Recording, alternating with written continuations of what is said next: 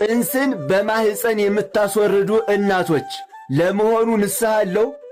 ይሄ ቪዲዮ ለእናንተ ነው። ቢከፋችሁም ይክፋችሁ እንጂ እውነቱን ብቻ ነው አፍርጬ የምነግራችሁ። ቪዲዮውን ለሁሉም ሼርና ኮፒ ሊንክ ላይክ እያደረጋችሁ ለሁሉም ማዳርሱልኝ። ቤቱን ደግሞ ፎሎ አድርጉ። እንደዚሁም የፊታችን እሁድ ጥቅምት 16 ማለት ነው እናታችን ኪዳነ ምሕረት ናት። ከኛ ጋራ ሰሚነሽ ኪዳነ ምሕረት ደርሳችሁ መምጣት የምትፈልጉ ሰዎች በ0961 21 21 21 ላይ እየደወላችሁ ተመዝገቡ። ደርሶ መልስ አብረን ተጉዘን እንመጣለን።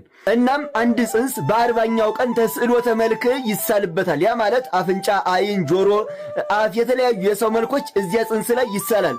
ከ40ኛው ቀን በኋላ ከዚያ በኋላ ሰው የሚባለውን ነገር ያሟላል ማለት ነው።